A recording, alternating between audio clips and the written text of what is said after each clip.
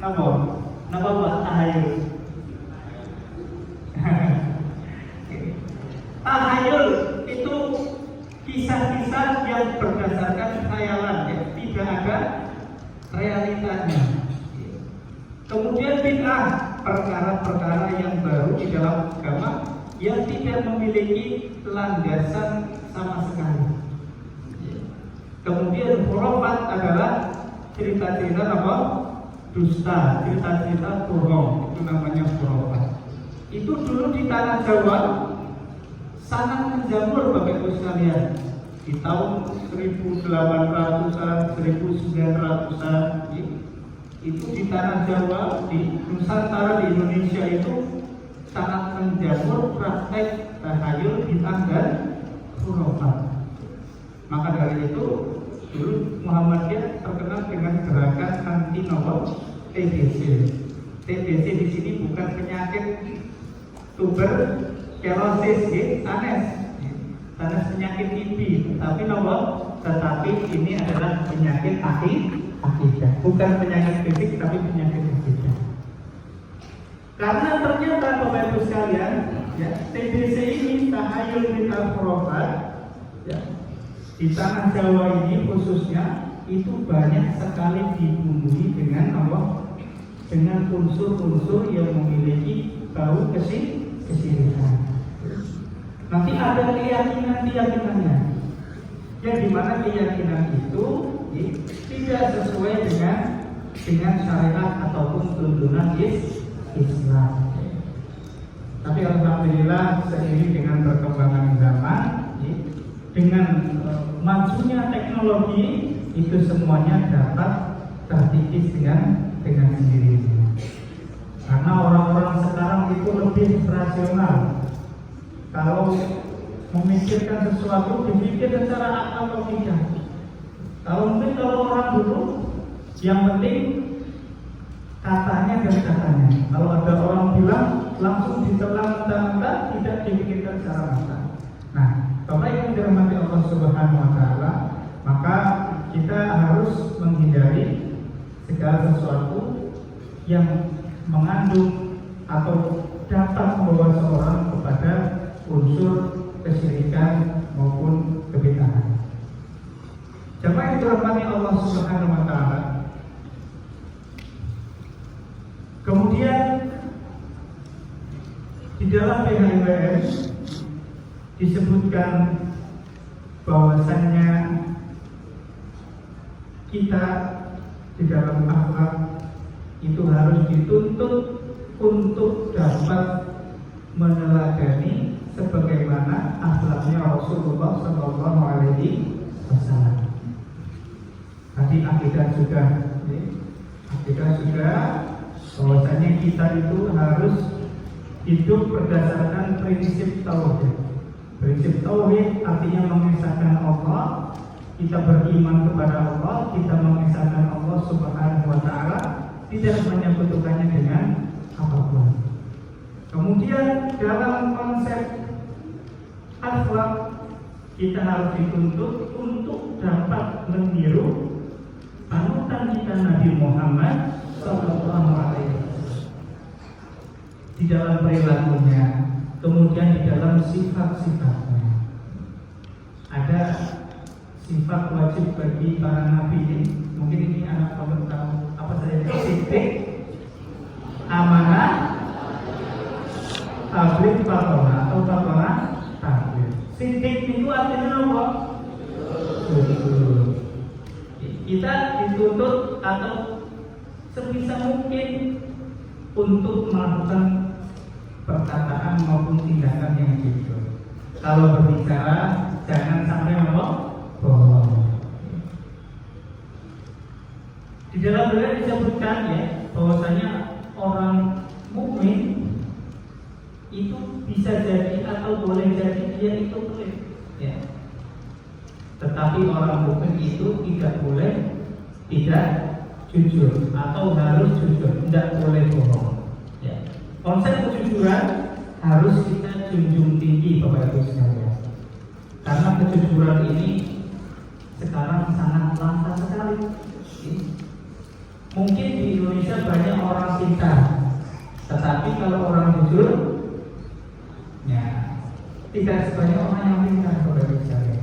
Makanya konsep kejujuran ini perlu kita junjung tinggi. Menjadi orang yang jujur, insya Allah kalau orang jujur itu nanti akan muncul, ya. Orang jujur akan muncul. Karena orang-orang itu suka dengan orang-orang yang jujur. Kalau kita punya teman, Bapak Ibu sekalian, ya, dia kalau berbicara jujur, ya, tidak pernah bohong.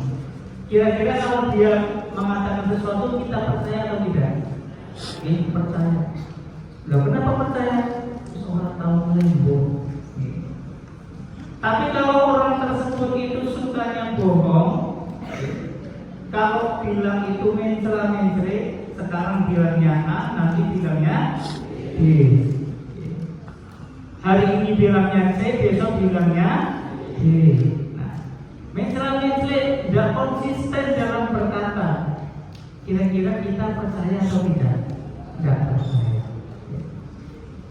Bahkan kalau di dalam khazanah bahasa Indonesia itu, Bapak Ibu sekalian, itu saya ingat sekali dulu waktu SD, itu pernah baca kitab, baca buku di perpustakaan.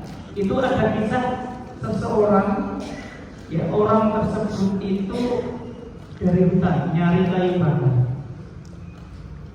Kemudian dia ingin membuat kehebohan di kampung. Akhirnya apa? Dia lari ke kampung, teriak-teriak, ya, mengatakan ada harimau. Ya. Akhirnya orang-orang desa bersiap-siap membawa pisau, kemudian benda tajam apapun untuk lari ke hutan untuk mengejar harimau tersebut. Ya. Ternyata setelah dicari tidak ada, dan orang yang tadi teriak-teriak dia tertawa, kan? Tertawa senang karena dapat membodohi orang-orang kampung. Okay. Besoknya lagi sama, dia cari kayu bakar di hutan, lari ke kampung membuat kehebohan, ternyata ada harimau. Orang-orang desa kembali, mereka berduyun-duyun datang ke hutan itu untuk memburu harimau. Ternyata tidak ada harimau. Okay. Wah, ini warga sudah mulai kesal. Akhirnya apa? Hari yang selanjutnya orang tersebut, ya, yang suka berkata bohong itu ke hutan cari kayu bakar. Ternyata dia melihat harimau. Melihat harimau, dia lari, teriak-teriak, ya, harimau, ada harimau. Tetapi warga kampung kira-kira percaya apa warga kampung? Kenapa?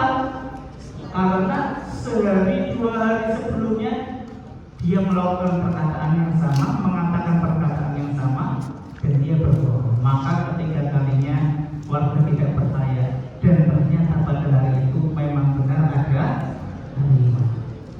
Itu kisah saja, Bapak Ibu sekalian, bahwasanya orang yang jujur itu pasti perkataannya akan dipercaya oleh orang lain. Orang yang suka berbohong, perkataannya tidak akan dipercaya oleh orang. Orang yang jujur, Bapak Ibu sekalian, kalau minjem duit, kira-kira dipinjamnya apa enggak? Bu, halo Bu, ada temannya, teman sama-sama teman pengajian, sedang punya hajat kebutuhan minjem duit, dikasih apa enggak? Dikasih, ya. Pinjamnya 20 juta. Dikasih apa enggak?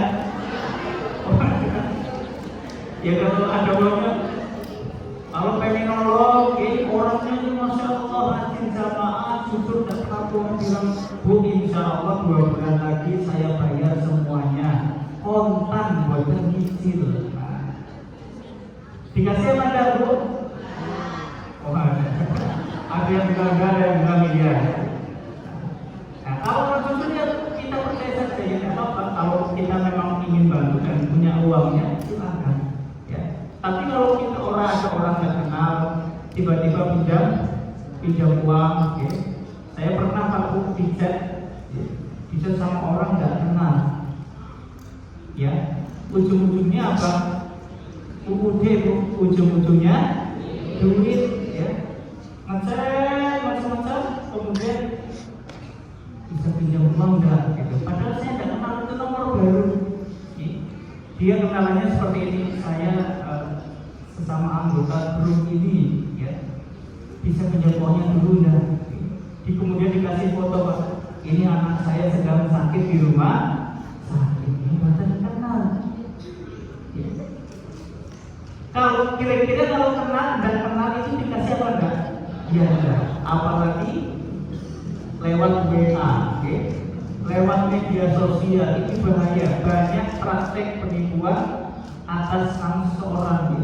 Bahkan sekarang banyak Bapak Ibu sekalian itu nomor HP yang istilahnya nomornya dihack, atau mungkin ada nomor baru menggunakan foto profil kita, kemudian pinjam uang ke teman-temannya. Jadi banyak kasus seperti ini. Maka orang seperti ini tidak kita berikan kepercayaan. Dan mari dirahmati Allah Subhanahu wa Ta'ala, orang yang jujur pasti orang yang dipegang ucapannya oleh orang yang lain. Biasanya Bapak Ibu sekalian, orang yang jujur itu kalau berbicara tidak perlu dia itu memberikan penekanan terhadap ucapannya. Cukup berbicara fakta apa adanya sudah selesai. Kalau dalam ilmu balaghah ini anak-anak kelas 5 kelas 6 pernah belajar tentang khobar, ya, tentang khobar. Ada khobar itu ada 3. Ada apa? Khobar ibtidai, ada khobar thalabi, dan khobar ingkari. Kalau semisal orang yang jujur itu berbicara apa adanya tanpa adanya embel-embel pemakan. Ini contohnya, di musim mutakin Jumat pagi ini ada pengajian rutin. Orang itu harus jujur, maka orang percaya. Tapi kalau orang itu suka berdusta, biasanya tidak dipercaya. Dan kalau tidak dipercaya, maka dia akan membutuhkan penguat dalam ucapannya. Contohnya apa? Kalau orang jual beli, Bapak Ibu sekalian di pasar, kira-kira sakit ewu, angkarannya bangun tatap 5.000. Teman demi Allah. Nah, kenapa? Ada tambahan apa? Ada tambahan sumpah di situ pasar. Kenapa? Karena ya biasanya dia itu berbohong supaya orang yang mendengarkan itu percaya dengan perkataannya, maka dia tambahkan dengan menguat dalam perkataannya seperti sumpah. Nek orang bersumpah, orang bohong, tapi kalau sudah perlu itu ya sudah sampaikan apa adanya, mau percaya mau tidak ya silahkan.